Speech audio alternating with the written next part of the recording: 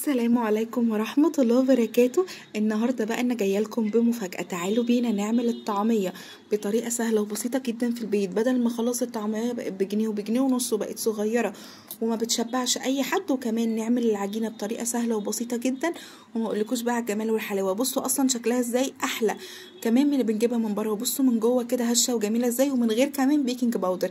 خرابي على الجمال والحلاوة. الأول كده جبت كرات وجبت كمان بقدونس وجبت كمان شوية كزبره، حطيت عليهم نص كيلو فول مدشوش كنت نقعاه بقالي كده 3 4 ساعات، بصلايه، شويه توم وشويه ملح على حسب ما انت تحسي ان هي محتاجه ملح، وكمان بقى حطي كزبره كتير اساسها اصلا الكزبره. نفضل بقى نقلب فيها كويس جدا كده زي ما انتم شايفين لحد ما اتاكد ان كل التوابل اللي اتغلغلت جوه الخضروات دي.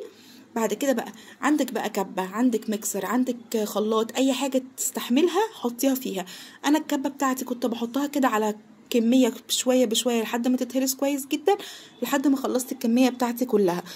وبعد كده بقى عندك نص كوبايه ميه، كل شويه حطي نقطه ميه على العجينه لحد بقى ما تبقى خليط كده خالص وتبقى عجينه الطعميه. هقولك بقى على سر يخليها لك هشه وجميله زي بتاعه بره بالظبط. هتتعب ايدك شويه بس هتبقى هي الحل. هتفضلي تضربي في العجينه دي بالهاند بلندر لمده حوالي ربع ساعه كده، بس صدقيني هو ده اللي هيخليها تحفه. تقرصيها بقى كده وتحمريها، تعمليها بقى كده اشكال وتحطيها بقى في الزيت، ويا خرابي على الجمال والحلاوه.